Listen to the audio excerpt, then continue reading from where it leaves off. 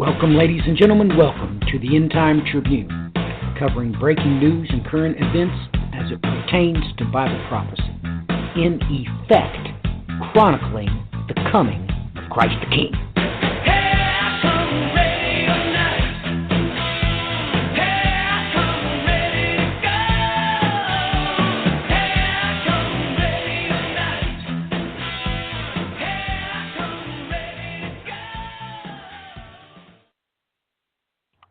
Welcome, ladies and gentlemen. Welcome to the End Time Tribune this February the 25th. 2017. The very year of the great sign in the heavens, Revelation chapter 12. We have got breaking things to talk about.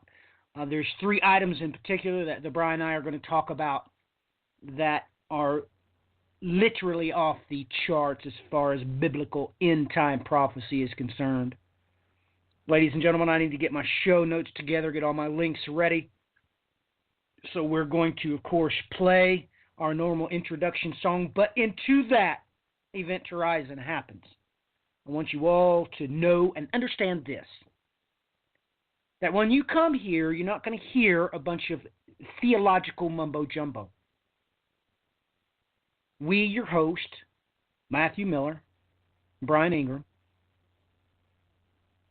we come at this from a purely biblical perspective, and that means it's either in the Septuagint or the Didoregia, it is either in the Masoretic or the Delitzsch, or it doesn't exist. So we're not going to use those theological terms. We're not going to play like we appreciate those theological conspiracies. Tonight, you're going to hear only things straight from the biblical text itself.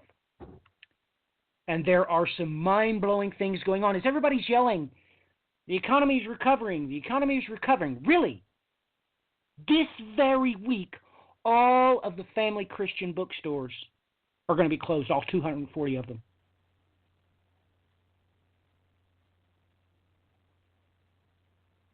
In the very same window of time, J.C. Penney comes out and says it's closing 140 stores.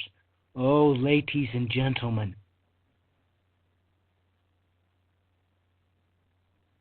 You know, funny thing about food, especially a real proper chef, they can make the food look so delicious and so dainty. But beware of the stench that goes forth from it, ladies and gentlemen.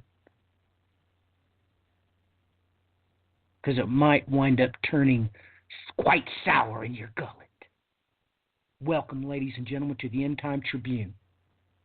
Put your seat belts on and get your trays into the upright position, for we are heading headlong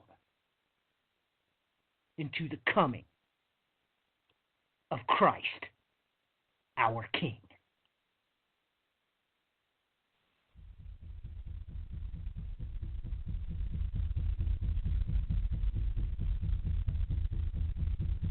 Welcome. You have activated all systems. Deactivation is not an option. You must find the truth.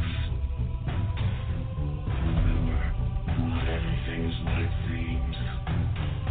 If you don't stand for something, you might fall for anything. The end is where we begin.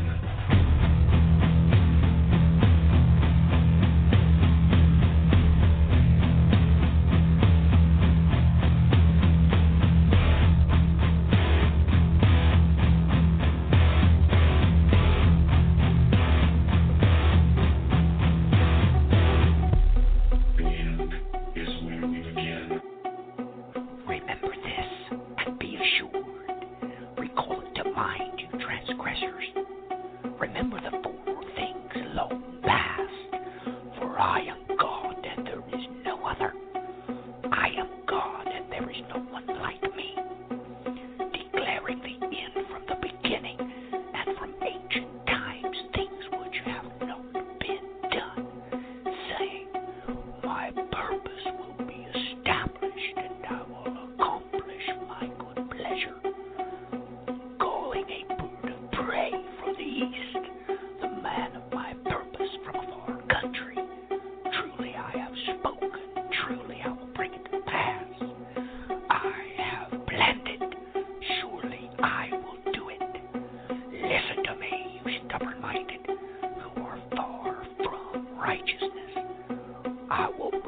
near my righteousness.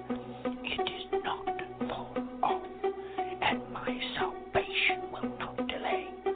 And I will grant salvation in Zion, and my glory for Israel.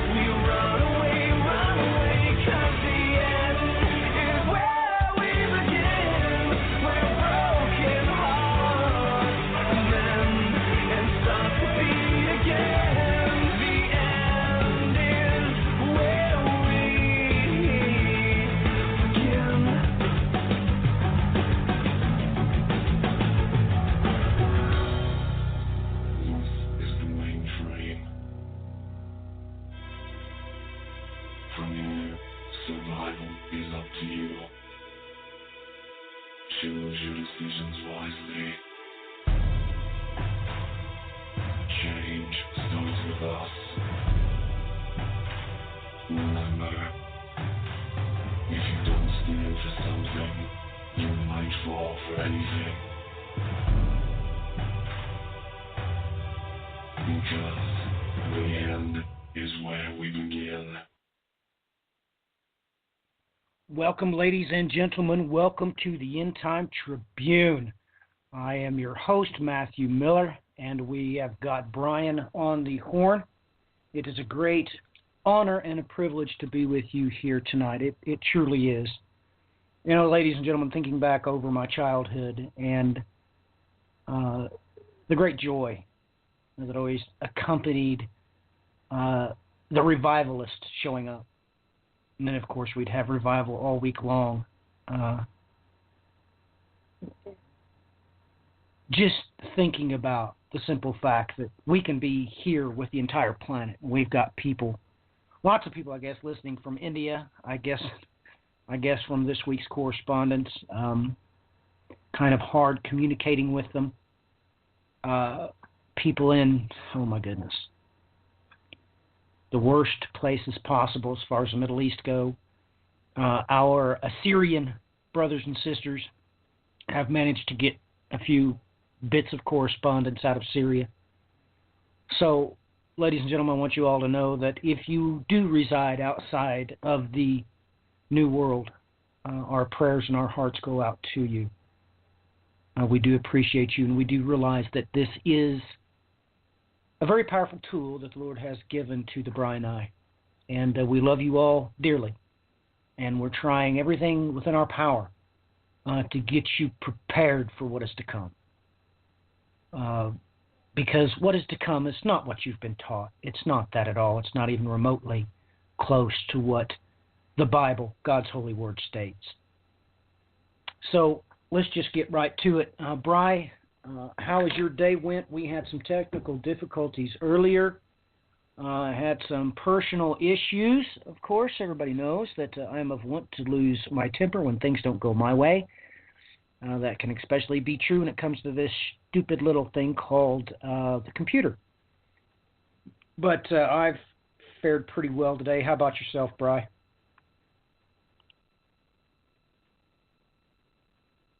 Yeah, I guess all right. Bit tired here, but that's nothing new. Well, speaking about what's new, let's just jump right in this, Bri. This week, things that you sent me were just off the charts, and I don't even know how to really address them right off the bat. Everybody knows that you and I both hate talking about politics. It's irrelevant because God already told you and I both. He went way out of his way to make sure that what he said was what was written and got into our hands, so we know that all that junk's in his hands anyway. He appoints, he elects, he sets up, and he tears down. So I hate to talk about this, but it's the simple fact that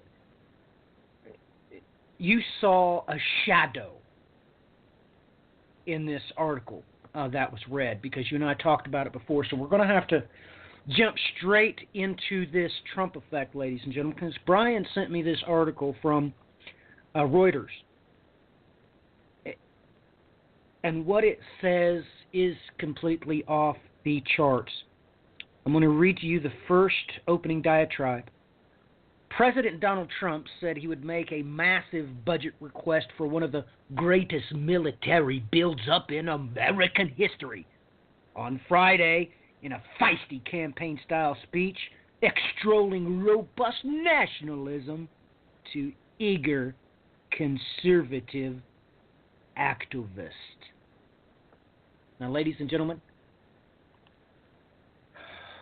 I'm not going to try to derail the people that voted for Trump, and I'm not derailing the people that didn't vote for Trump because I didn't vote. I fear the Lord my God, and I don't cast my vote for the wicked. I don't. I can't cast my lot for the wicked. And it didn't take any rocket scientists to figure out that both of the candidates that were up for choice were both wicked. I mean, that can both be proved of both of them beyond a shadow of a doubt. So I'm not trying to derail on anybody. But, ladies and gentlemen, the opening comments on the social networking site was just, well, let me just read this from a friend of mine, and I'm not going to say anything, one way or the other about it, because this is the heart of nationalism. They put in, I support the halt on the 7 countries, and I support building up of our military and arsenal. I also support job growth and the wall. Now, I appreciate that. Make no mistakes about it. Brian and I both support those things. just from the very simple fact that, well, how do you think we helped the entire world multiple times over? How do you think we got to be the greatest country on this planet? It's because those very things. It wasn't because we were attacking people, but because we had the arms and the job growth, and our jobs and our children's futures were protected. There's nothing wrong with that stuff. I support job growth and, a wall. So, not so much the illegals, ladies and gentlemen. I really don't care about wetbacks. Because I know that, biblically speaking, wetbacks are refugees. I don't have a problem with those, but I got a serious problem with the drug cartels that come here to destroy our children's future. Now that I got a problem with. I also have a massive problem with my military being illegally sent into the country of Iraq to kill 1 million citizens. That's illegal and unlawful. My military is under the mandate to defend this country. The only constitutional legality for engaging any entity is a military entity. Literally speaking, if the opposing force does not gather underneath a banner or have a uniform and have a general, it's illegal for us to kill those people if they're not in an opposing organized military force. That's murder. That's murder. So, with that being said, Brian, your thoughts on this, because, ladies and gentlemen, this is the first rider. The first rider is nationalism. And maybe you want to share some about what our sister Jennifer put in there, because she just hit the nail right on the head when it is a matter of fact in the liberal arts, ladies and gentlemen. You can't go take a painting class and not be told that, well, the symbolism of the white horse means nationalism. Ladies and gentlemen, that's common knowledge. I'm serious. If you go to an institution of higher learning and take any liberal arts classes, whether it be reading, writing, or art, or music, you're going to be taught this. That's what the white rider means. It always did. I mean, it's duh. Everybody knows that. So, Brian, your thoughts on this article and Christians' reactions to it. What are your thoughts on this?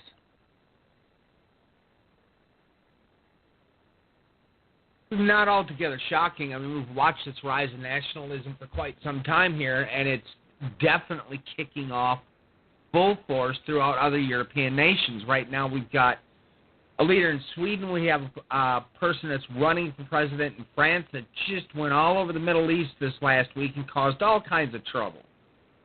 And I sort of put a reply in that same social network post.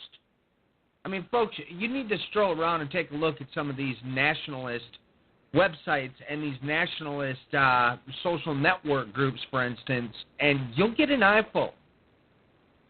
And there's activity going on in many of these that have far surpassed acceptable behavior, period. So, and he's, in the same release, he essentially, stated that we are going to full force have a military buildup. Completely kick more funding into military weapons, start increasing their production here in the United States, and let us echo back through history, folks. We've had 2 alarming things happen over the course of the last few weeks as is. Okay, we had somebody that was placed inside of the education department that has no prior political experience whatsoever, and lo and behold, on top of it, guess whose sister it is?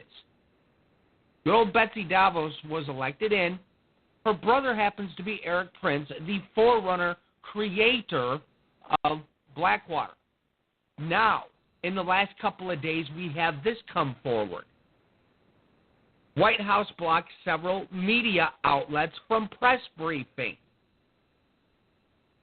Okay, folks, when they begin to control the education and they begin to control the media, on top of it, as we have a massive military buildup, which you don't just do for no reason whatsoever.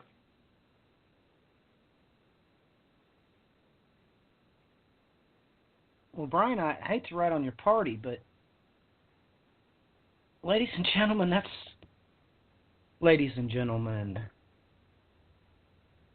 don't you realize he might as well be talking about Joseph Goebbels?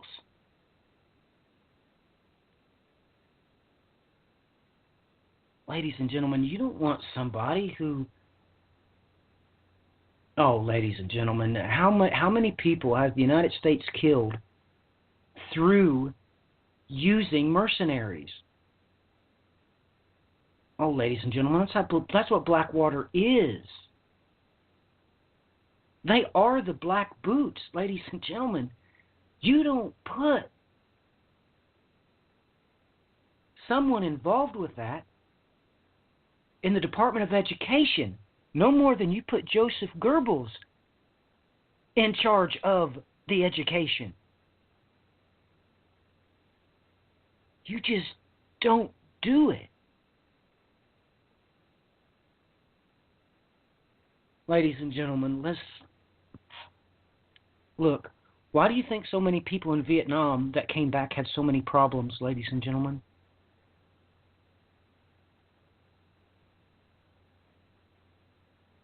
Because soldiers, you can't psychologically kill men, women, and children that are not wearing uniforms, that are not doing anything wrong, and get away with it. Your mind will break. Your mind will break. Your spirit will be crushed, and you'll become something else. You will become a monster. We know this to be true. There is no shadow of any doubt in the psychological community that this has not been known for thousands of years. Let's go one step further. If this be true, what do you call a sentient being that does that for money?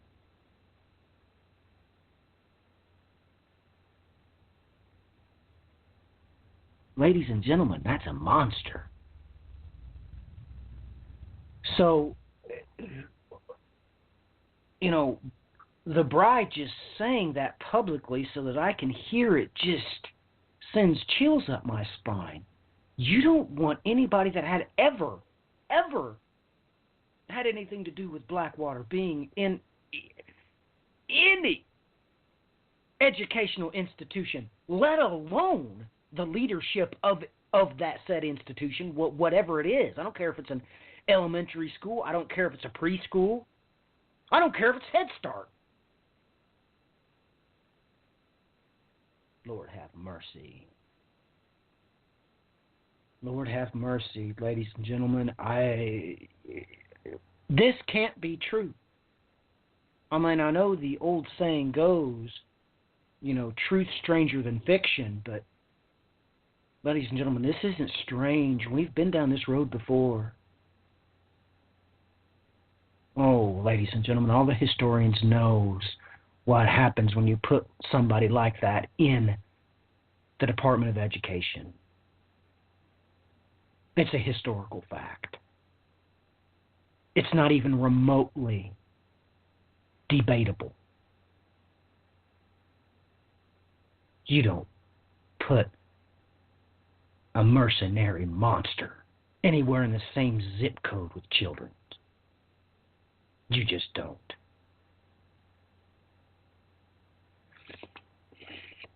But that's not the only thing going on. That's not the only thing going on. That's not the only thing happening. And to be honest with you, I wish it was. But it's not. Because Brian and I is going to have to talk about this, and everybody knows that Brian is well-versed in this stuff. And Brian certainly does not consider it a laughing matter, and if you try to display it as a laughing matter, he gets quite emotional with you. But Brian sent me this, and I didn't quite know how to word it. So I just posted it, and of course the Crusaders took off with it. But we're going to have to talk about the reality of this, ladies and gentlemen, because this is no joke. Lots of Christians reject that there's any power involved with doing such things. But I'm going to read to you this article. I'm going to just say a slight little diatribe about it, and then we're going to let Brian tell us whether such a thing is possible or not. But here is the post. Witches plan to cast spell against Donald Trump. The key ingredient to the ritual is an unflattering photo of the president. I posted it as such. As prophecy cycles through history, it leaves or creates shadows and silhouettes. The question is, if God did have something to do with the Trump effect, riddle me this. Is this the rise of the reverse magi? I understand that a lot of you probably don't understand, don't have a context of what I just said. But Brian and I know a whole lot more of what, how do I want to put that? The wicked that run this world, we know a whole lot that they know. And unfortunately, I've had a lot of interaction with them because of my elevated status and accomplishments as a biblical mechanic and my advanced knowledge into alphanumerics. Now, that doesn't mean that I like these people and doesn't mean that they're my friends, because they're not. But we have a level of understanding between us. They know that they can ask me, and I've been commanded by the Lord, my God, to help them when I can and to spread the gospel to them and to prove it to be true and make no doubts about it. I have beyond any shadow of a doubt done that very thing. I have noticed since I started the End Time Tribune, it started back in May of 2010, I've noticed that there are 3 of them that no longer correspond with me. That tells me one of 2 things. Either they're rotating in who it is that interacts with me, or they've actually accepted Christ as their king, which he is. I don't know, because they're in great danger if that is the case. If that is the case, I would imagine that if they would have told their associates that they accepted a job out of town for more money, and they disappeared. But, Brian, we need some edification right now. I don't particularly want you to bring glory to any particular individual or organization, but please bring us up to speed. We need to know if such a thing is possible, if these people do have any power, and explain to us why they would want an artifact that was his of a personal nature. They mention this unflattering photo. I'm not sure what that means, whether it's he's in the buff or maybe he's having an affair or something like that. I don't know, but if this wasn't his personal photograph, would that even make a difference? Just tell us everything that we need to know about this, and if it is anything, or is this just entertainment? Go ahead, Brian. Well, I'd say the photo is more or less a focus point. If you look further at the article, it brings up using a varied candle color, and then it brings up something quite interesting. The use of the Tower Tarot card. And only one thing is associated with that flat out, and that's full-blown disaster. So this is... They go on in the article to point out that this is a harmless binding ritual. And sorry, folks, no, it's not. This is quite dangerous. And here's the case. Does this have any effect? Well, it states a curse cannot essentially land without cause. Well, folks, I guess that's where we get to play the roundabout, because does it have cause to land? Maybe I'll keep my mouth shut from here.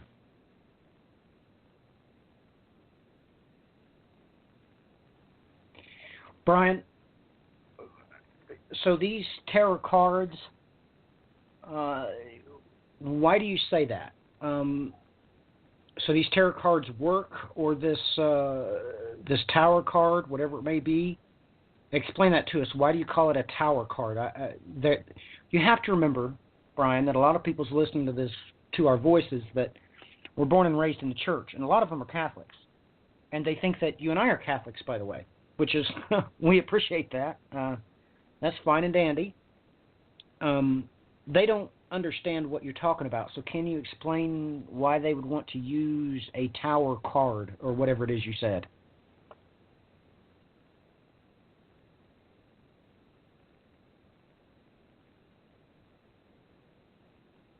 All right. Whoops. Sorry about that. Was trying to get to my interface to unmute my mic. Well, this is a specific card within the tarot deck called the Tower. And it's been, it's essentially, here, we'll give the little briefing on what the symbology of this one is. Commonly interpreted as meaning danger, crisis, sudden change, destruction, higher learning, and liberation. Let's see. It is also a blessing in disguise change, albeit forceful change is being thrust upon you now.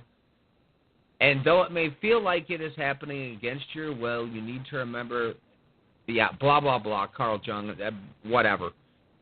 Flat out what you need to know is this essentially like what it says right here. Danger, crisis, sudden change, destruction. That's what that card symbolizes, and this is why they have chosen to use that. It's a fairly powerful little tactic to use a tarot card such as this in a quote-unquote ritual. And if this is a simple binding ritual, which is not even close to resembling what a binding ritual is something that it's just like it sounds like, to bind something. That's not in the slightest what they are doing here.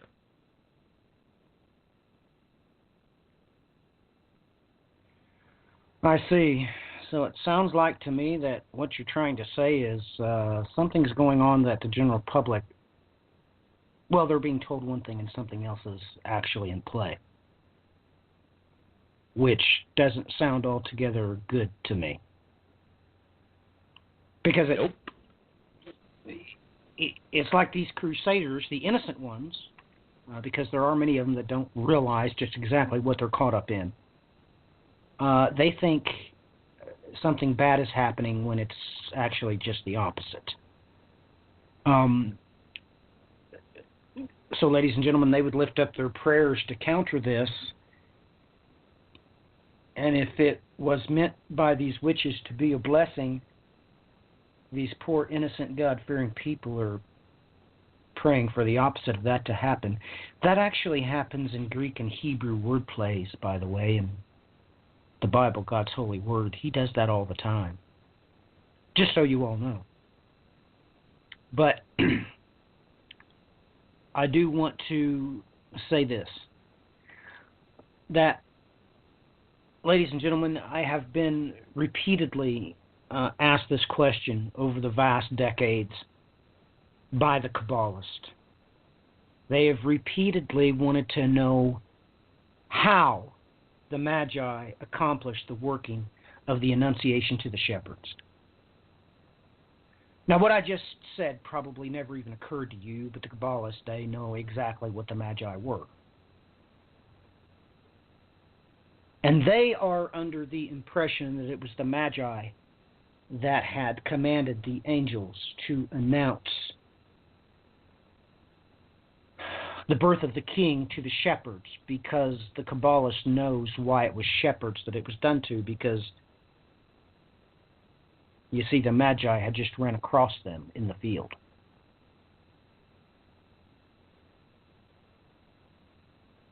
So the Kabbalist knows that these shepherds probably blessed them in some way, perhaps provided them with some meat before they entered the city. And the Kabbalists are underneath the assumption that as they left them, they performed a working that produced the Annunciation to the shepherds. I'm just going to leave that on your plate like that. The Kabbalists have not asked me why, they've asked me how. Now, when dealing with them, you have to understand that that means this topic is not up for debate. In their eyes, there is no consternation with the fact that the Magi was in fact responsible for that Annunciation, and they had performed some sort of working, and the Kabbalists want to know how they did it. So literally speaking, we could be seeing a shadow and silhouette with the Magi in this very instance. That being the case, though, ladies and gentlemen, that would have absolutely nothing to do with Donald Trump itself, but it would have a whole lot to do with the sign that's going to occur in the heavens come September the 23rd, because a wondrous sign that is detailed in Revelation chapter 12 is going to present itself in the heavens on that time. Now, I appreciate the simple fact that you're waiting for me to make references for things that don't even exist in God's Word. I'm not going to. I don't have time to waste your time. Time really is of the essence. I am going to tell you this, that I am privately working on my next blog post. The title of it is Tohu Bohu, When Time Goes Topsy-Turvy. Most of you are probably familiar with that phrase, Tohu Bohu. It is up for theological debate. This phrase is mentioned in the book of Genesis, but ladies and gentlemen, Genesis chapter 1, verse 2, that's not the only time Tohu Bohu is in the Scripture. It's in there one other time. And in that very Scripture, I'm going to tell you how that prophecy finishes out. For I have heard a voice as of a sick woman, the anguish as one bearing her first child. The voice of Zion's daughter grasping and spreading her hand, saying, Woe is to me now, for my soul faints because of murderers.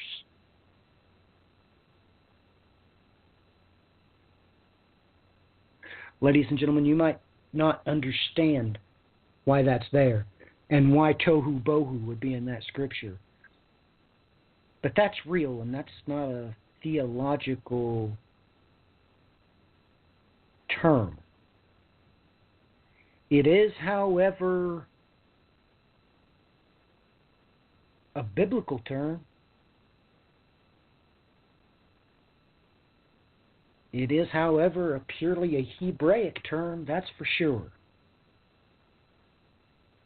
The Kabbalists know all about it, do you? And if not, why? Why don't you know that when it's in the Bible? Why don't you know what they're called? Don't you know that what I just read was exactly what's described in Revelation chapter 12? I'm not lying to you. I can read it to you in Hebrew, and if that's too difficult for you, I can read it to you in Greek. I know what they both say, and I know what they both mean.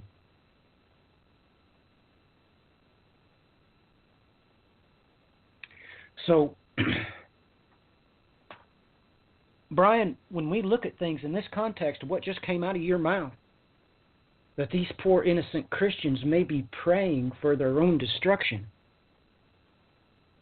Oh, ladies and gentlemen, you don't even know what to be afraid of. I mean, really the only thing that can really touch most of you is your retirement fund. That's really the only thing most of you are intimate enough with to cause you distress. That's why I started out this broadcast, ladies and gentlemen, with mentioning Family Christian Bookstores. They're closing all their stores. I mean, how many malls are we going to have left? I mean, you know, how many cities is that counting? Because we're going to be closing 140 J.C. Penney's. Let's talk about that. How many families are we talking about that's going to be without a job? How many families do you think work at 140 J.C. Penney's? How many families do you think work at 240 family Christian bookstores? You probably ought to get worried. You might be concerned. But not about that. You need to be concerned with what just happened that all of you pasted about. And I have had interaction with this one friend of mine before, and this is what he posted. Well, here, let me read these both. Both from God-fearing people. I've watched them, both. Here's what one says. If he is born again, then the blood of Jesus Christ covers him and he cannot be harmed by spells. Amen. Amen. Then the next one. This is the individual I was referring to. In the mighty name of Jesus Christ, all spells cast against Donald Trump and his administration will turn void and plague those that cast them. Amen. I want to put this to this friend of mine. I hope that you realize that the Greco Bible source code for tohu bohu says something else, and he does so by adding the negative particle alpha to a word, making it a word play so that two words here in a row, two words comprise this phrase with articles. Both of these words are comprised of a negative article alpha, which means opposite of. If you think those witches didn't know what they were doing, you are grossly mistaken. Because Brian just brought it to your attention that it's a blessing in disguise. And it's a curse to those who can't perceive it. So with that in mind, ladies and gentlemen, let's talk about this next article. It's off the chart. I know I'm leading the bride here by the bit, but these first three articles I really was pushed to cover. And this disturbs me as well, that many people don't even understand shadows and silhouettes in prophecy. That kind of bothers me, that you don't understand that happens when history is replete with it. But, ladies and gentlemen, this is how I started off this post. As prophecy cycles through history, it leaves or creates shadows and silhouettes. The question is, if that be true, then this is the opposite of the highway of return declared in Isaiah 19:23 and Jeremiah 31:21. Ladies and gentlemen, this is the exact opposite happening of what is supposed to be fulfilled in Isaiah and Jeremiah, the highway that's going to be created so the Jews can return home. Because this is, I don't even know how to say this. Even the iconography they used, I don't know how they understood to use that if they didn't know what they were doing, because the website itself, the backdrop, is literally the apple of God's eye in the middle, in the complete center of the world, and it has these rotating arrows that keep pointing toward the apple of his eye. Ladies and gentlemen, they know exactly why they put that up on that website. And they're betting that you won't know what it means.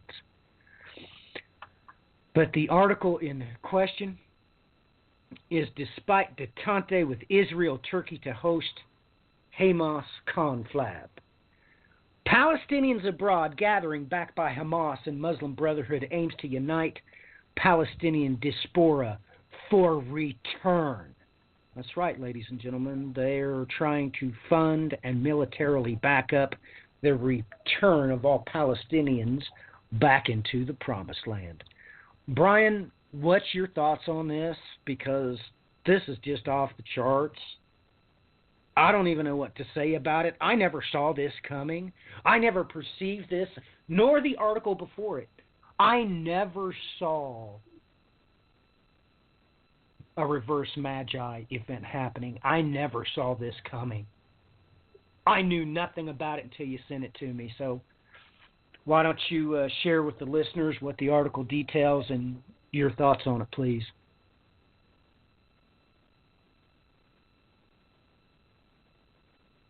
Well, this article, lucky on that one.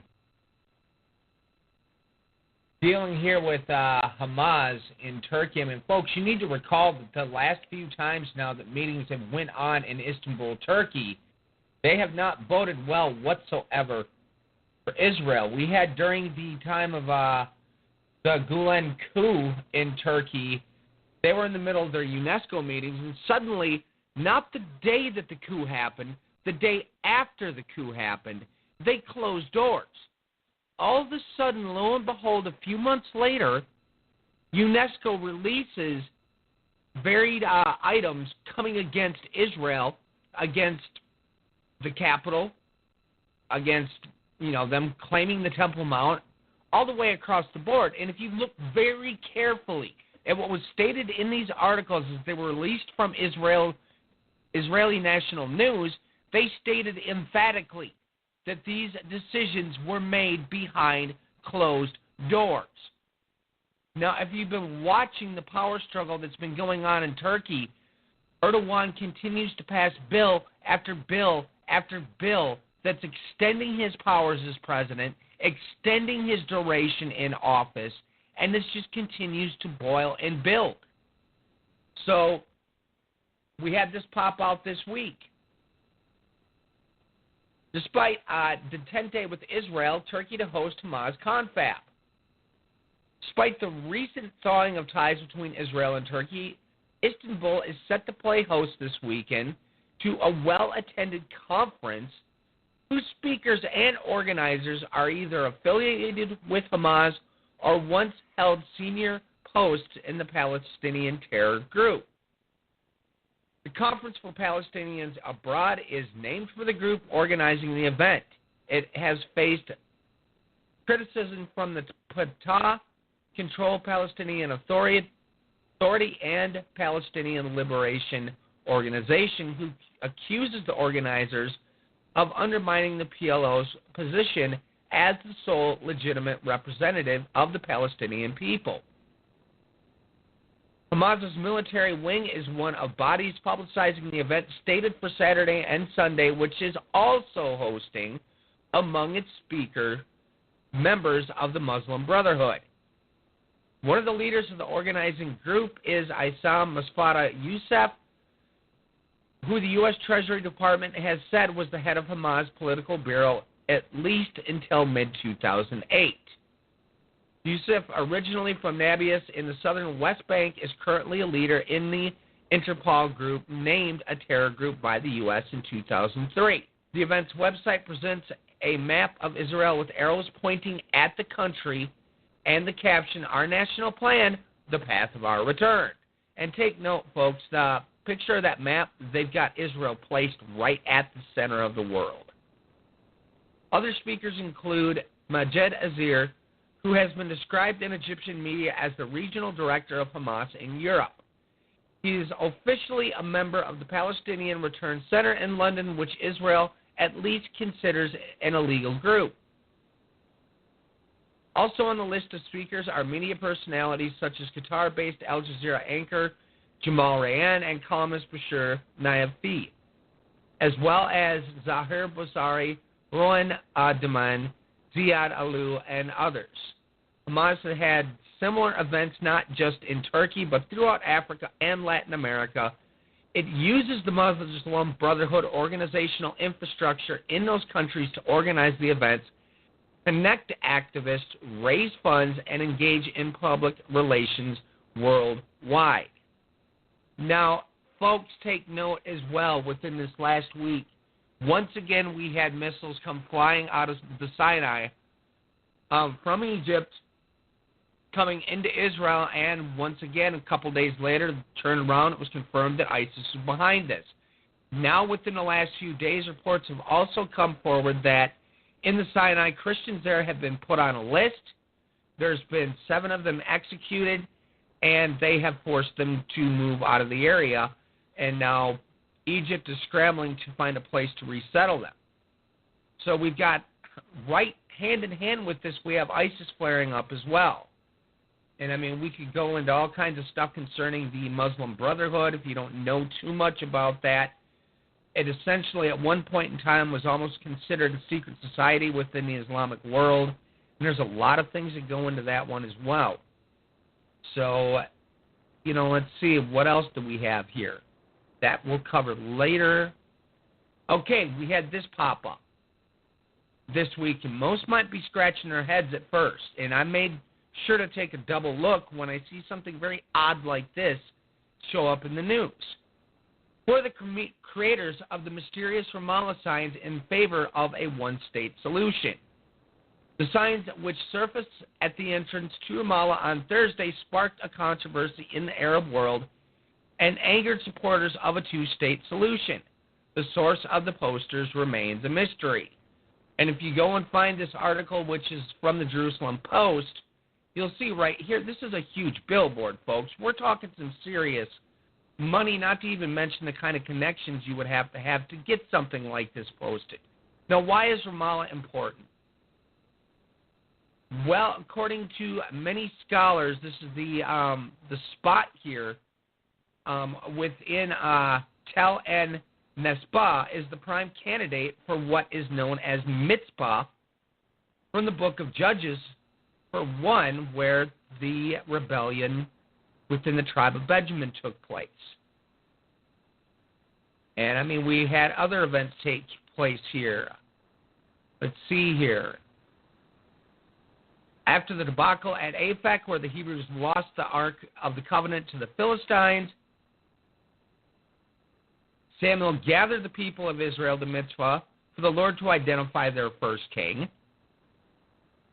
And after the Babylonians had destroyed Jerusalem, they appointed Gedaliah governor in Mitzpah over the remaining residents.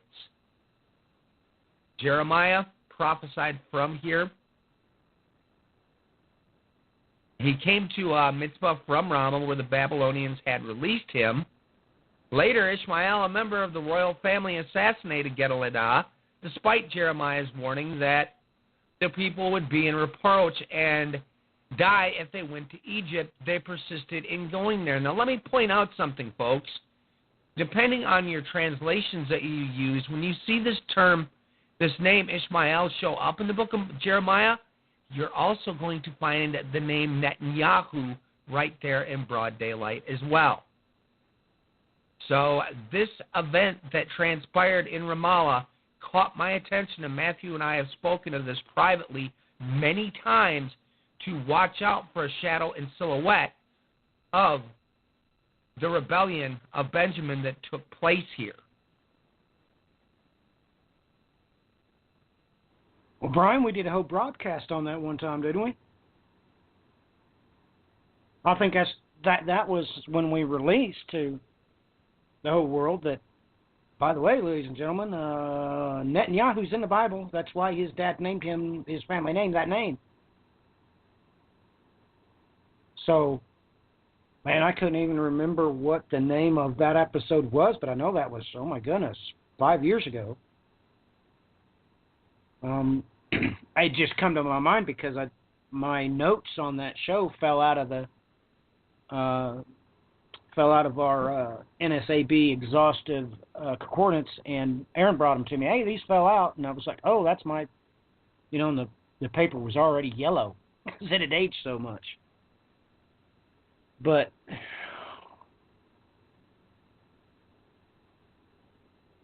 oh my goodness, Brian, are we seeing this come to pass right in our face? Multiple items in 1 week?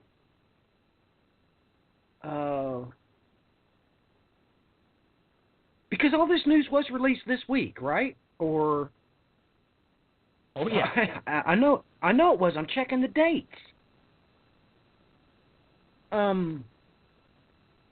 It just makes me sick to my stomach that everybody else is running around talking about who knows what.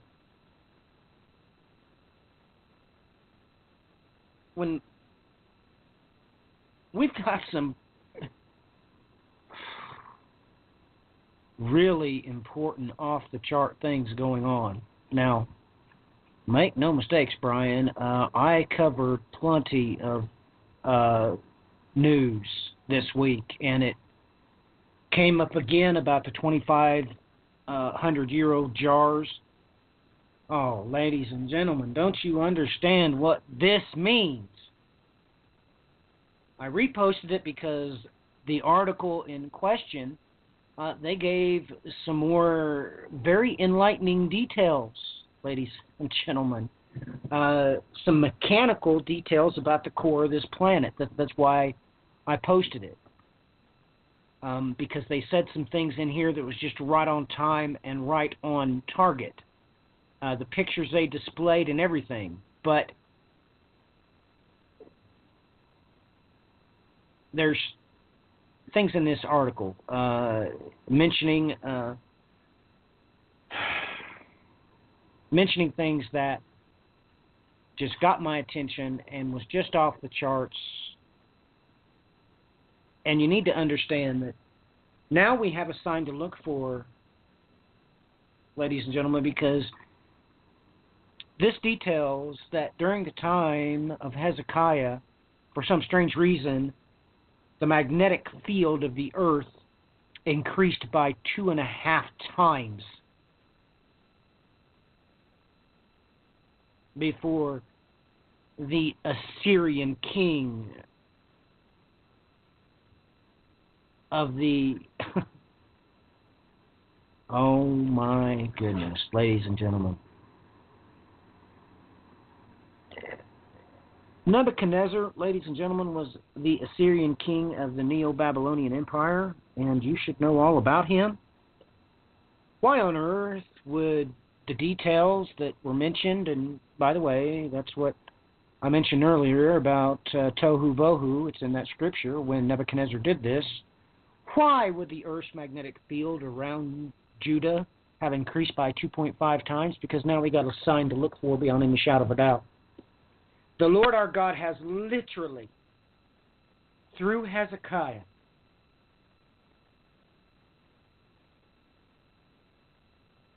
through the pottery created during his reign, given the children of the living God a sign to look for.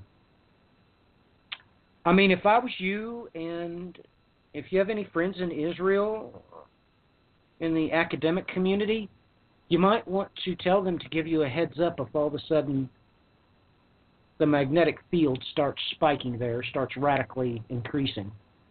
Because it's only going to do so there, ladies and gentlemen. It's not going to do so in, China. It's not going to do you any good if you monitor in the United States or Canada. Ladies and gentlemen, they've proved beyond any shadow of a doubt that when the Lord our God decided to pick up his axe and use it, in that very vicinity, the Earth's magnetic field increased by 2.5 times. That's real. That's real, ladies and gentlemen. It's real. They've done proved it. That's something worth talking to your family members about in Sunday school. You might want to talk about that.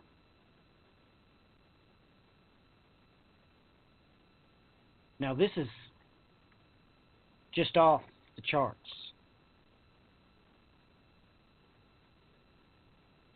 And it would seem to me the only way that would be possible is if the magnetic field on the rest of the planet would weaken and it was focused around that foundation stone that lies at the center of his eye.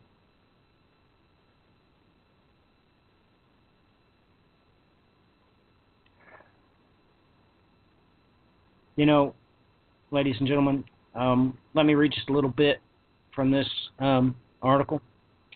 The team used the jars to take measurements of the Earth's magnetic field around the Levant for over 2,000 years ago. As the magnetic field continues to weaken, scientists are highlighting the importance of off-the-grid energy systems using renewable energy sources to protect us from a blackout. You'll take note how That sounded awful strange. There had obviously been some discourse removed from this article. I'll continue anyway. The Earth's climate could also change. A recent Danish study has found that the Earth's weather has been significantly affected by the planet's magnetic field. They claimed that fluctuations in the number of cosmic rays hitting the atmosphere directly alter the amount of cloud covering the planet. At 5,700 degrees Celsius or 10,300 degrees Fahrenheit, this iron is as hot as the sun's surface. Did you catch it? Here, let me go back to the prior statement, and I'll continue reading, and you'll be able to hear it screaming you in the voice. Somebody removed information from this article before they published it. Let me read it again. They claimed that fluctuations in the number of cosmic rays hitting the atmosphere directly alter the amount of cloud covering the planet. At 10,300 degrees Fahrenheit, this iron is as hot as the sun's surface. Why did they say this iron? And what had they stated prior about the iron that had been overtly removed from the article before it was published? Why would they do that? Because the author was upset they were editing his article, so he didn't make the minute changes necessary to deceive the public so they would know critical information would be removed from this article. It does it twice. Anyway, this is important. But the crushing pressure caused by gravity prevents it from becoming a liquid. Surrounding this outer core is a 1,242-mile thick layer of iron, nickel, and small quantities of other metal. The metal here is fluid because of the lower pressure than the inner core. Differences in pressure, composition, temperature, the outer core causes convection. Currents in the molten metal is cool, dense matter sinks, and warm matter rises. The calorous force caused by the Earth's spin also causes swirling whirlpools. This flow of liquid iron generates electric currents, which in turn creates magnetic fields. Charged particles passing through these fields go on to create electric currents of their own, and so the cycle continues. This self-sustaining loop is known as the geodynamo. Ladies and gentlemen, I'm going to tell you what they removed from this article because I can figure out why they would have removed it, because they didn't want everybody to know what Brian and I released to the public, because they released it to the public, that one side of the Earth's core is crystallized. And we get a very bad reminder of this every time we have an earthquake. Because, contrary to the conspiracy theorist, you can prove beyond any shadow of a doubt that the Earth is in fact roughly shaped like an apple, and Jerusalem is the apple of his eye, because this is a globe. Because every time an earthquake sets off, we can measure the reverberation as it goes all the way through the planet, bounces off the other side, and comes back through. And every time it does so, we're reminded, because there's a spot they can plainly detect. One side of our core has begun to crystallize. And that's what they didn't want you to know in this article. But, ladies and gentlemen, these things are real. They're live, they're local, and they're late breaking. And considering what Brian just shared with you about the rebellion of Benjamin and all the treachery that occurred around Netanyahu, by the way, at Ramallah, I hope and I pray that the Lord our God has your attention now. I hope we've provided you with enough facts, documented information that has lured you away, or at least helped you forget about all of these so-called eschatology experts and their entertainment industry, because that's what they're running.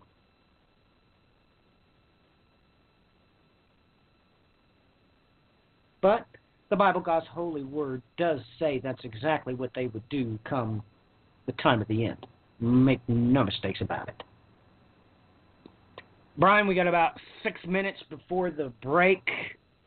Why don't you share one of the articles that you wanted to talk about, or by all means, we can argue about what I just said about that pottery and about that article if you would like, or if you have additional things you'd like to add. But like I said, we got about 6 minutes before the break, so shoot from the hip, bud. Well, let's see here. Well, I mean, when I called in at the very beginning of the show, you brought up that interesting little tidbit where the claim was made that the U.S. debt had been cut by $12 billion in the first month. And this initial claim was made by a website called Gateway Pundit, was later turned around and was picked up by Fox News. And guess what, folks?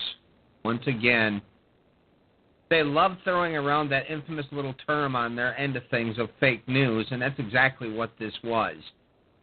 This was nothing more than atypical timing of the reports coming in. It had nothing to do with anything that Trump has done. If you paid attention, he hasn't really done a whole heck of a lot of anything here in this first month, other than past, odds and ends that haven't really went anywhere. So, a little bit of a misleading story, and it kind of, caught my attention. That was the first thing that was brought up there. Let's see, what else we had here in the last week? Again, we had another attack that happened in Lahore, Pakistan. The report I'm looking at was from that day. It said 7 dead. From what I know, it reported 8 dead later on in the day. I haven't seen any reports on it later on in the week. But from what I understand, there was reports first that this came out that it was supposed to be possibly some kind of generator explosion, but then it turned out it was a bomb, and it was attributed to, I believe, Al-Qaeda at that point in time, but I'm not sure if this has been updated. There's ISIS has been mentioned in here, and that's who was behind the initial attacks, the 2 different attacks that happened in Lahore, Pakistan over the course of the last week. Libya is coming up again in the news. Russia about to mend what the West has left broken in Libya, and that's a bit of an understatement. They came in there, they turned Libya upside down, and it's in absolute chaos again. And as we see, it seems once again Russia has decided to come into the mix and sort of try to correct the chaos we have caused. Stop and mention something here.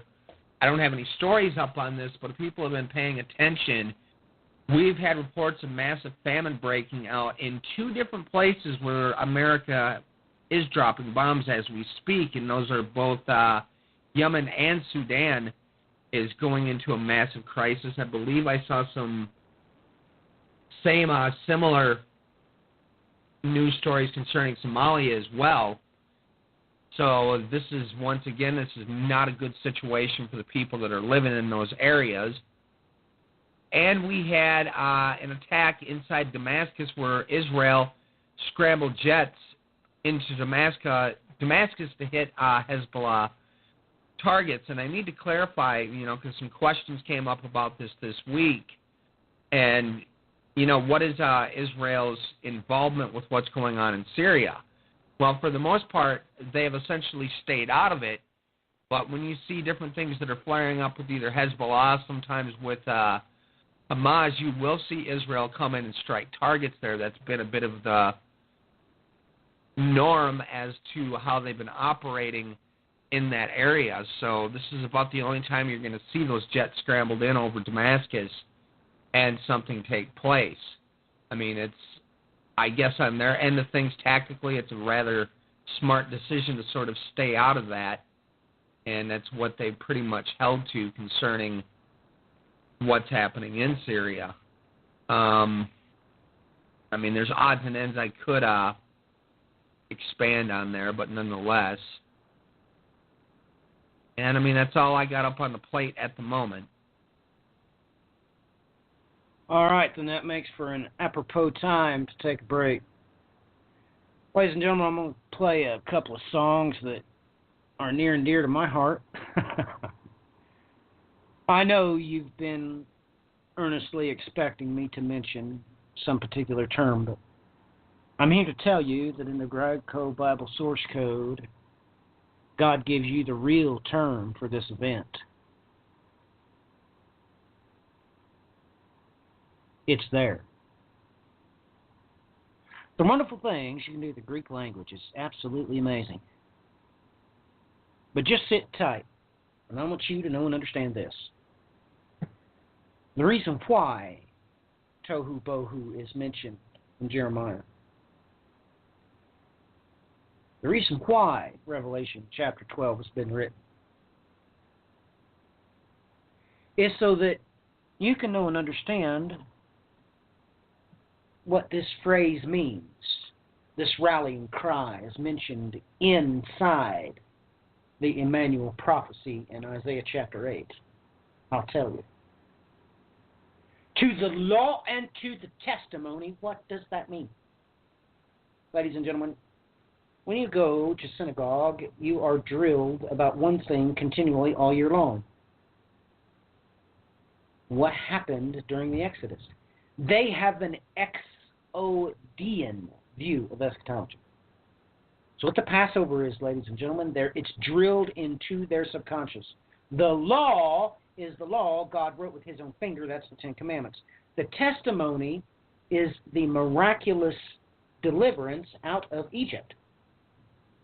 So you need to know what is referred to in the New Testament when it says that primus resurrexit holds to the testimony of Jesus Christ. What that is meaning, what he's meaning there, is of course the gospel. What is the gospel?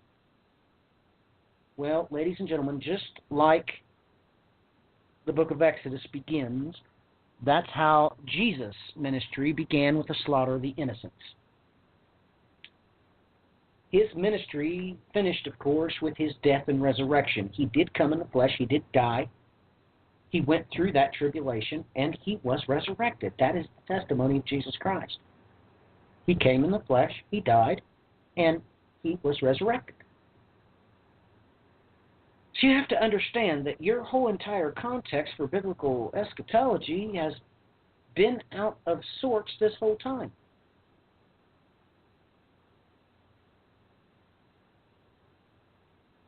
If you read the book of Revelation without the context of the Exodus, you had no idea what you were reading, and it would make you absolutely confused. Case in point. Me and John Mark Gomez on the Spreaker broadcast, I think it was, or perhaps it was the talk show, Biblicating the Bride. I can't remember which one yet. But we mentioned the simple fact that there, for the 7 seals, there's a group mentioned, and they're told to wait a little while longer and given white robes until the number that they were going to be was completed. That number has to be finished counted. That in the Exodus, when a Jew reads that, he knows that's representative of the Israelites that died in the wilderness during the 40 years. They were not allowed to enter the kingdom of heaven. They were not allowed to enter into the promised land, so to speak. Do you understand? That's exactly what's going to happen at Primus Resurrexit. Exactly. Ladies and gentlemen, they don't get to be the bride. They don't get to be the bride because Christ deems them worthy to rule with him. They are the rod of iron. That's who's going to be taking care of the bride for the 1,000 years. So, yes, they will be there, but they will be administrators of it, and they will have a job to do, whereas the bride will not. Please know that God did not write the Bible to confuse you. And if you don't understand the end, it's because you cannot perceive the beginning. He didn't write Jeremiah to confuse you. I don't care what your pastors told you. God did not. It was his last intention to write Revelation to confuse you. No, he wrote it so you would know what is to come. I'm telling you the truth because I love you. And I don't want you to be caught unawares, because if you're caught unawares, oh, ladies and gentlemen, I'm afraid your faith's going to snap like a twig.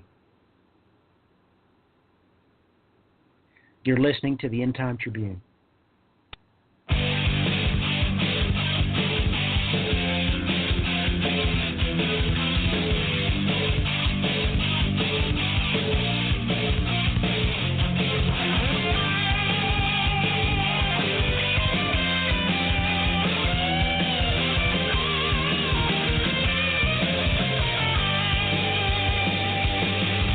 Time goes by, I look around, see which way I'm going.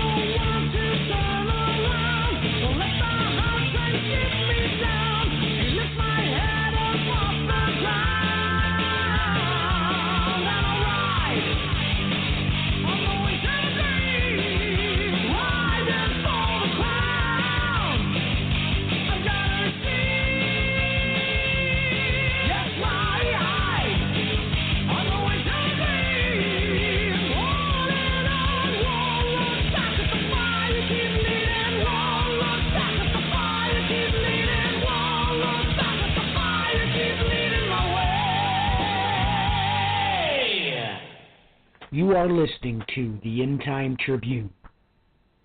Come and see.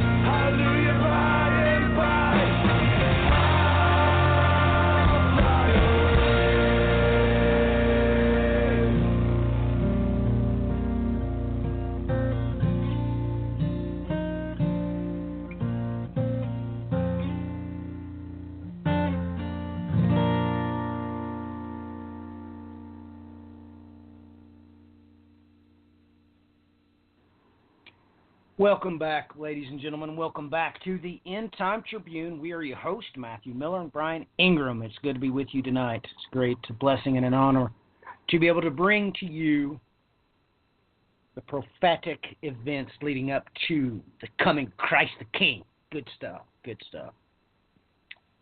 So, Brian, what else did you want to talk about?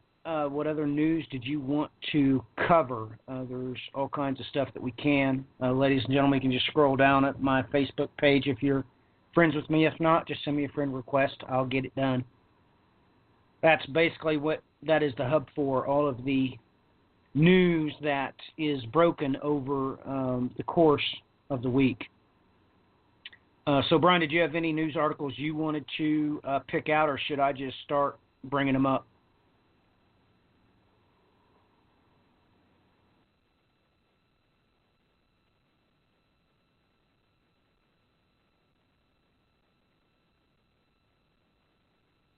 I had one more left on my plate that came out in this last week here.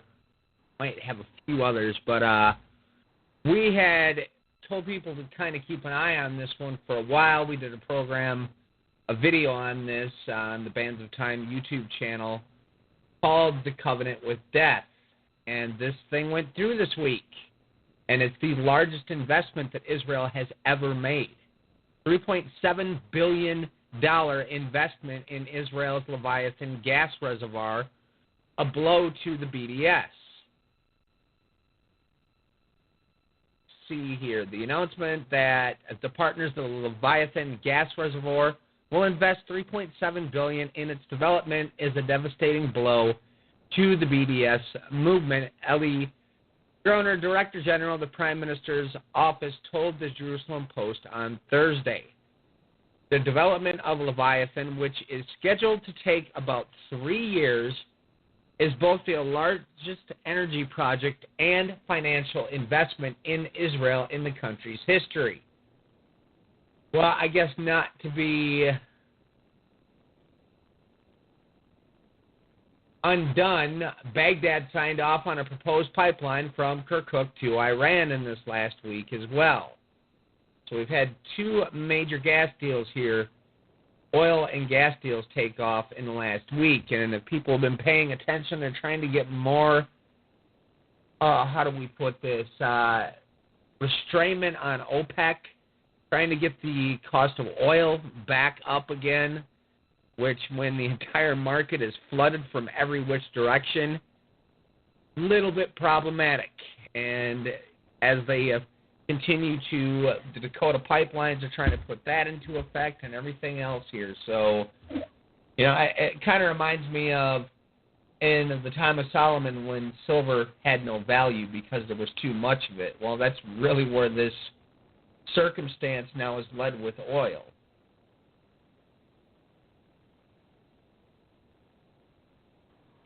Yeah, this is definitely heading for a crescendo. There's no doubt about it. The Persians came right online just right in the nick of time and just flooded the market. Same time that Libya opened up its spigots, flooding the market. And we here in the United States of America are still paying outrageous gas prices. To the ratio of barrel of oil, we should be paying like $1 per gallon of gasoline. And the American people are just putting up with it. So this is going to go across the world. It's going to shudder across the entire world. And it's going to have dire consequences. It really is. Because, ladies and gentlemen, the Silk Road don't run without the black gold. I hope everybody knows that it takes diesel for the ships. It takes diesel for the train. It takes diesel for the trucks. You don't get your Pepsi. You don't get your toilet paper. You don't get your coffee without the black gold. That's what runs the Silk Road. It's not done by horseback anymore.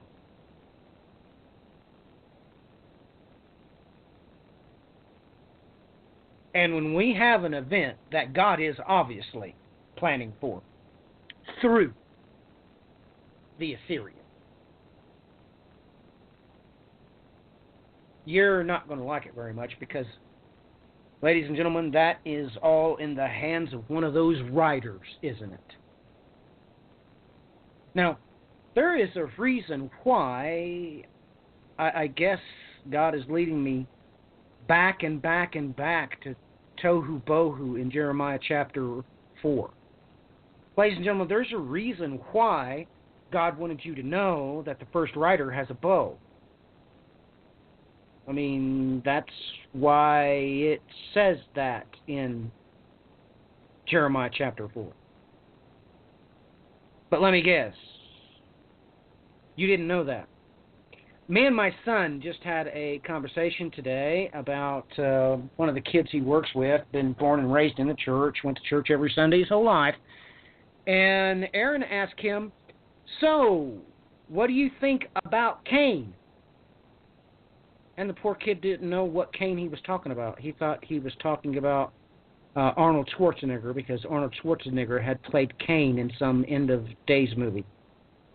He had no idea, ladies and gentlemen, and this kid is 15 years old, and he doesn't know that, no, Cain is in the Bible, and he's pretty important. So it wouldn't surprise me if you didn't know what God loudly proclaimed there in Jeremiah chapter 4. I really, now that I'm sitting here thinking about it, I really don't expect you to know that.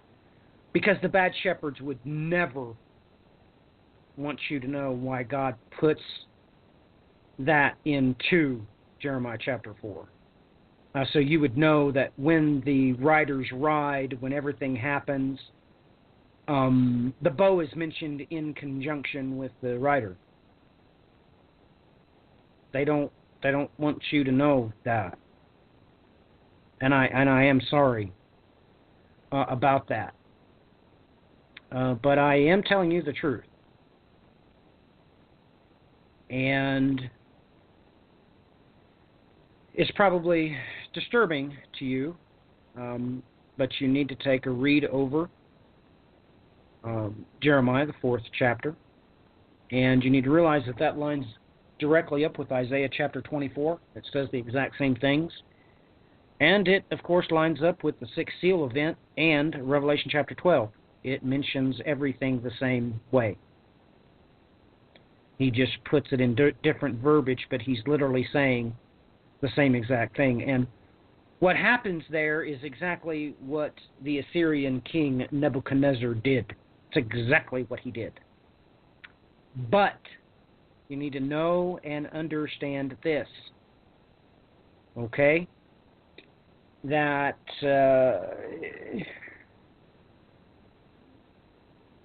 verse 23 there has not happened yet.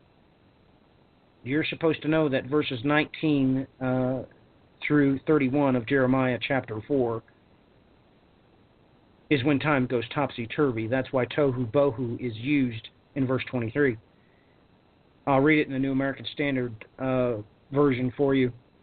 I looked on the earth, and behold, it was formless and void, and to the heavens they had no light. Ladies and gentlemen, Jeremiah did not see that. That's not what he actually saw. God was showing him when he gets up, and it's the great day of he who sitteth upon the throne. Now, you need to understand that verse 29 is worded a couple of different ways in different versions. The New American Standard version puts it like this: at the sound of the horsemen and bowmen, every city flees. Of course, the King James Version says the whole city shall flee for the noise of the horsemen and bowmen. You're supposed to know that eventually you shouldn't have to drink milk anymore, and you should at least eventually be able to decipher this one verse in Hebrew to tell you what it means. So, just so you know, he's letting you know that that's why in the next verse he says this: and when thou art spoiled, what wilt thou do? Though thou closest thyself with crimson. Ladies and gentlemen, don't you know that is shani? Well, that's red. But I'll stop right there. Just so you know that this is all real, live and local and late breaking, and God intends to disrupt. Yes. He intends to disrupt the Agagite's flow of produce across this planet. But we also had some events come up that got my attention loud and clear, and I don't think me and Brian talked about this yet privately, but this was released on the 17th this week.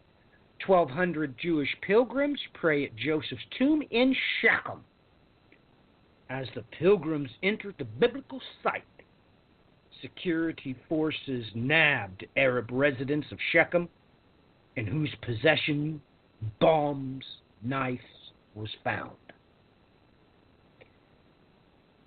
What I posted on the social networking site was this: are we having a Joseph moment? People probably don't understand what I mean by that.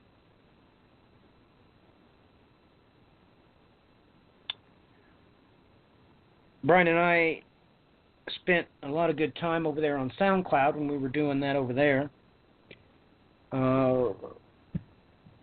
Massively important broadcast we did over there about the 2,300 days. And the simple fact that Brian and I have been arguing privately for some time as to whether we would have a Joseph event illicitly for the purpose of the bride. Would God give us 7 years of plenty so that the bride could prepare for 7 years of lean? This sticks out to me, 1,200. Of course, everybody probably knows that when the rest of that group in Revelation that are given white robes are numbered, their number of completion is, of course, 144,000. And here we have a percentage of that, 1,200 Jewish pilgrims. Now, it bothers me that as the pilgrims were entering the premises, IDF forces arrested three suspects, residents of Shechem, in whose possession was found a pipe bomb, 2 Molotov cocktails, and a knife. Nobody was wounded, no damage caused. The suspects were taken to be dealt with further by security forces. Oh, yes, I'm sure they most certainly dealt with them further. No doubt about it. But, ladies and gentlemen, this is prophetically off the charts. This is in conjunction. What do you think is going to happen when the Palestinians that are abroad, which are really Jordanians, by the way, that's really the sons of Lot, actually. That's where their true citizenship is. When they all get put back into the parceled out land that's been put into parcels of promise and non-promise parcels, what do you think is going to happen? Because they'll have the complete financial backing of at least the Turkish deep state. At the very least, they will have all that at their disposal. And of course, the Lord our God tells us full well who will be pulling their strings and providing most of their funding. That would be the country of Jordan. Just so you know. That's what God himself tells us in Psalms 83. So, Brian, your thoughts on the releasing of this article and your thoughts, and I'm certainly am glad that they caught these, well, terrorists. I don't guess there's another word for them. Your thoughts on this article and the numbering of the pilgrims there.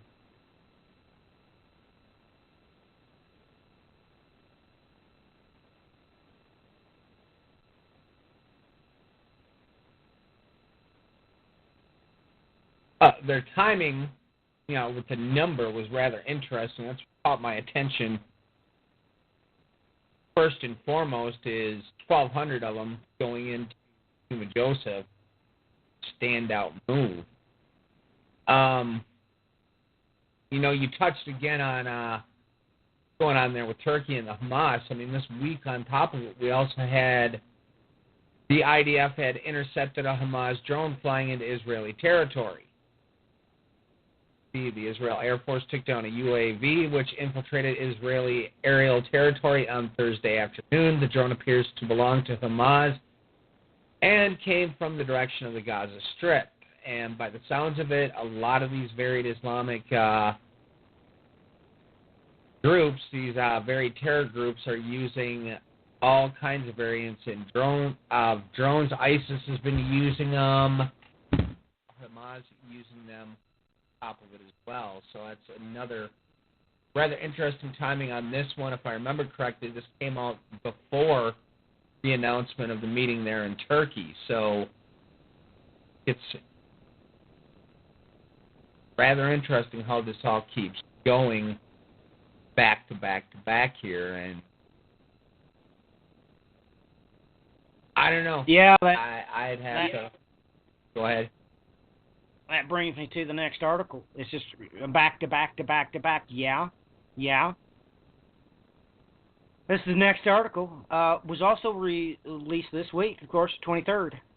UN and the EU demand Israel halt demolitions of illegal Palestinian homes.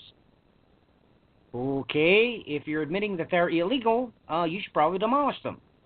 The call came just days after Israel initiated bureaucratic proceedings to demolish the entire herding village of Al-Khan al-Amar. Israel must halt its demolitions of illegal Palestinian and Bedouin structures in Area C of the West Bank. Oh, that's not the West Bank, ladies and gentlemen. That's Judea. Yeah, we've been seem to be mentioning that area here repeatedly this broadcast. The United Nations and the European Union said on Wednesday. The call came just days after Israel initiated bureaucratic proceedings to demolish, and it restates that which I already read. The coordinator for the humanitarian aid and UN development activities for the Palestinian territories, Robert Piper, the director of UN Relief and Agency, Scott Anderson, visited Al-Khan al-Amar. Ladies and gentlemen, this is off the charts. And just so you all know, that there is already UN forces there in the buffer zone.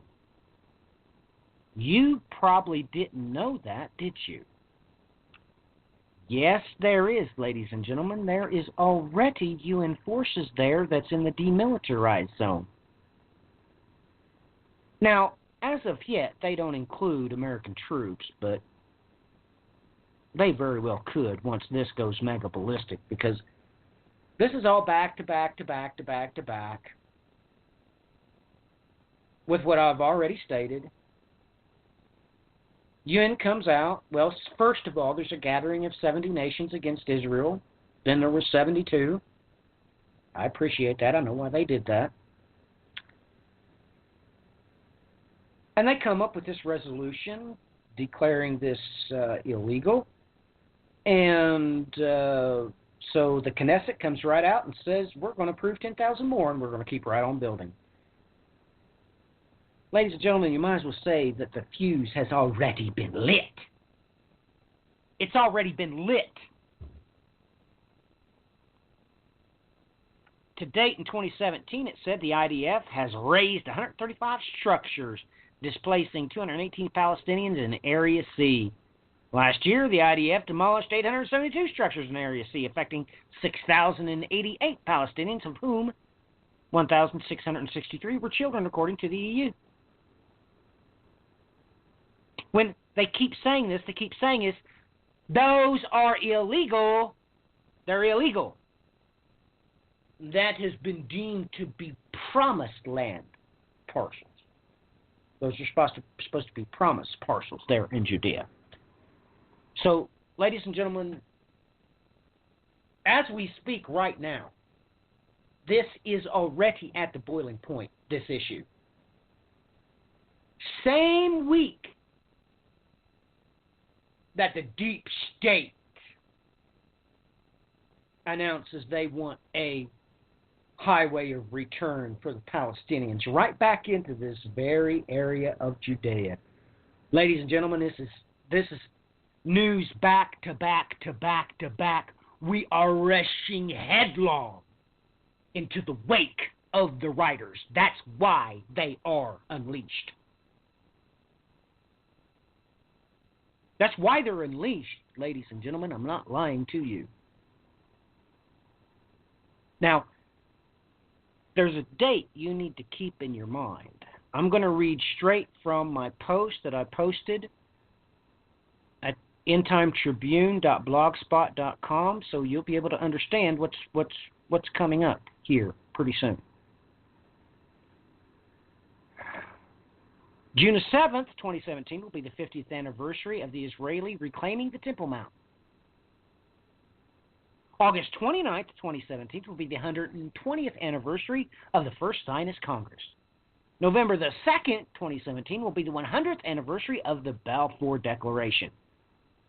This is where it gets tricksy, so you better listen. November the 29th, 2017, will be the 70th anniversary of the United Nations vote to establish a Jewish promised land in Israel. December 23rd, 2016, was a complete 9-month birthing cycle before the wondrous sign of revelation to occur.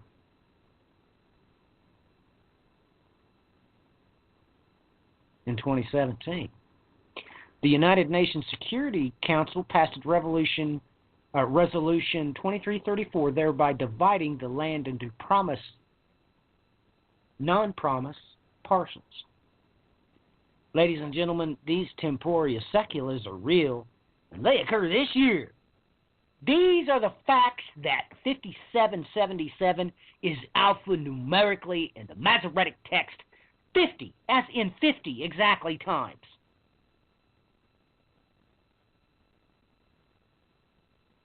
Probably should want to do some biblicating of yourself as to where God would want to put that alphanumerical equation into the Bible, God's holy word, exactly 50 times with everything that I just read to you. Because all these alphanumerical seculas of time occur this year, not next. Now, I hope you appreciated that little one that I added there about the birthing cycle. Let me state that again clearly for you. Okay, let me do this. First, I will read to you how the prophecy in Jeremiah chapter 4 ends. For I have heard a voice of a sick woman, the anguish as one bearing her first child, the voice of Zion's daughter, grasping and spreading her hands, saying, Woe is to me now, for my soul faints because of murderers. On December the 23rd, 2016, the United Nations Security Council passed Resolution 2334, thereby dividing Israel into promise/non-promise parcels of land. That date is exactly a 9-month birthing cycle before the sign of Revelation 12 occurs in the heavens on September the 23rd, 2017. The Brian, I just mentioned to you that this group of children, this male child,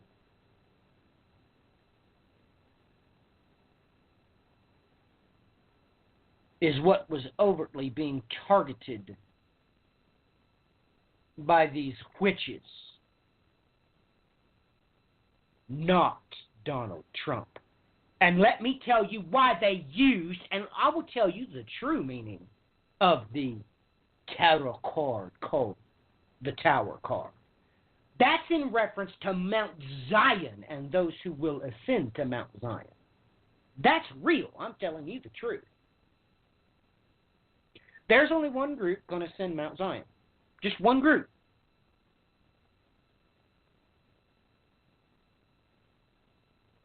That's what Obadiah says. That's what Revelation chapter 14 says. Just one group. Just one. And they're not who you think they are. That group is called Hebraically. Now, this is not a theological term I'm going to give you. But it's real. It's in the Bible. They are called the Mosheim. And they're going to be half of the stick in Christ's hand that he rules and reigns with. See, that's why God tells you that Christ will rule the nations with a rod of iron. You're supposed to know the prophecy is about the 2 sticks in his hand. That's why, well, it's just Isaiah chapter 26. That's why that's written. It wasn't written to confuse you. No, the theologians have confused you. The Mosheim are real. And what's even real pathetic is even the New Agers who get all their advanced information from the Kabbalist, which gets their information from the Bible, God's holy word. They know all about the indigo children being the ones that's going to ascend and lead creation through the age of Aquarius. Now that's real. I'm telling you something real. The Mosheim are real. God said so. That's what he said. So I'm sorry I don't have any theological terminology to back that up. I can tell you exactly where they are. Exactly. They are, of course, prophetically mentioned in Nehemiah chapter 9, verse 27. And they're in the book of Obadiah, verse 21.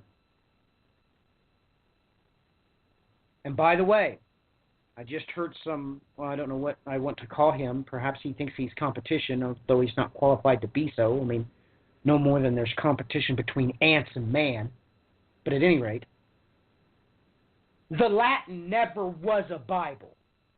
Never was God's holy word. No more than the Russian is. No more than the King James is. No. Just so you know, the rapture, it comes from the entertainment industry. It entered the English language through Shakespeare. He did it 3 times, and I published it. Please look it up. Look it up. I'm not lying to you. The Latin was exclusively used to deceive the children of the promise. That's no Bible. I'll tell you what the Bible is. It's the 2 sides of a coin.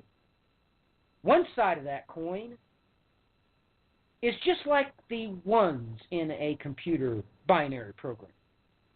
It's Hebrew. It's comprised of the Masoretic text coupled with the Delitzsch New Testament. The other side of that coin, which comprises the zeros, if you will, of a binary program, is the Greek. Exactly what Christ was reading from in the synagogues. That was the Septuagint he was reading. You can plainly read that and realize he was quoting from a Septuagint. Everybody knows this. And the Edita Regia. That's the Bible, God's holy word. Not the English, not the Russian, not the Portuguese. Although I appreciate the Spanish version. It's a lot closer to the truth than the American is. I'm telling you stuff that's real. Go look it up. For the love of God, go look it up. And you'll see exactly what I'm saying is the truth. And then you're going to have to ask your preacher, your teacher, your theologians. You need to ask them why they don't know that term. Why they don't know what the Mosheim are. Because God makes himself pretty daggone clear. Well, in Jeremiah chapter 4, yada, yada, yada, yada, yada. Yada, yada, yada, yada, yada, yada. Here, ask him what this term is. You know Emmanuel, don't you? Well, why is it twice in God's word that he uses the plural form? What is Emmanuel Elohim? What is that? What is that term? Ask him what that term is in, Latin. Go ahead, do it, please. I'm desperately trying to get you prepared. I don't want your faith to snap like a twig, because God don't deal with twigs. He's going to rule with a rod of iron, and you need to know that's for your benefit. You're not in any danger. You never was. But that's beside the point. Sorry about that little diatribe. I didn't mean to get overtly emotional there. But needless to say, things go on and on and on.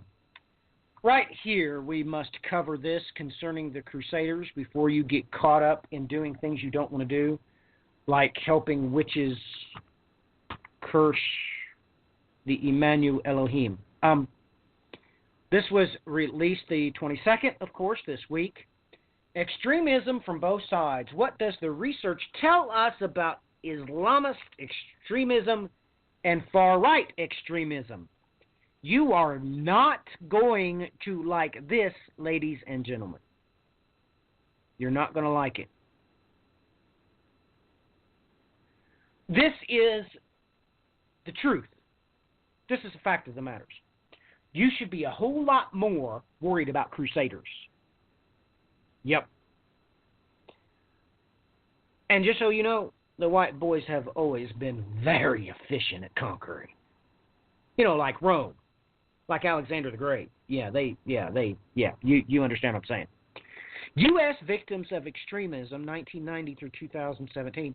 The risk of far-right extremism is often ignored or underestimated because of the devastating impact of the 9/11 terrorist attacks. This graph shows victims of terrorism in the U.S., excluding 9/11 and the Oklahoma City bombing. The Islamist extremist only constitutes 136 U.S. victims. The Crusaders account for 272 American victims. I don't know how else to say that. Between 1990 and 2014, the ECDB has identified 38 homicide events motivated by Islamic extremism that killed 62 people. Now, when you include 9/11, those numbers jump dramatically to 39 homicide events to 3,058 killed. The database also identified 177 homicide events motivated by Crusaders, with 245 killed. When you include the Oklahoma City bombing, it rises to 178 homicide events and 413 killed. Ladies and gentlemen, you know,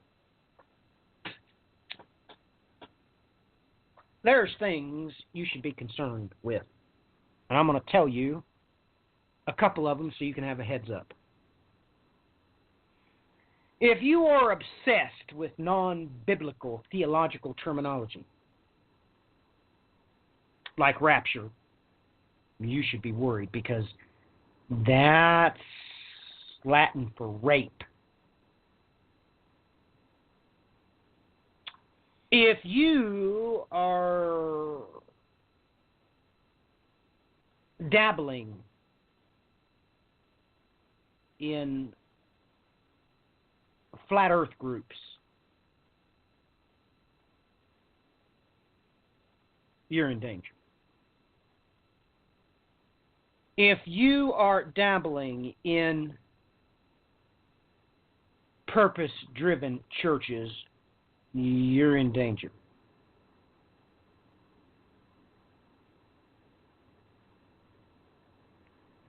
If you are caught up in the prosperity gospel, you are in danger. Because eventually they're going to use these numbers and they are going to come for you, just so you know. Because you're more dangerous than the Islamic terrorists, and they've already proved that. They've proved it. That's it. We're up to 90 seconds. Ladies and gentlemen, till the next time, God bless, Godspeed. Brian is going to take us out. He'll say goodbye here in a minute. Don't forget that you can find us on TalkShoe, Biblicating the Bride. We're on Spreaker, the End Time Tribune. We're on BTR, the End Time Tribune. The Bands of Time. You'll also get our broadcast there. We got stuff on YouTube, and Brian has stuff on his other website. Hook up with us. We're trying to biblicate the bride to get her ready. Brian, say goodnight and take us out of here, please. Thanks for joining us, folks. God bless.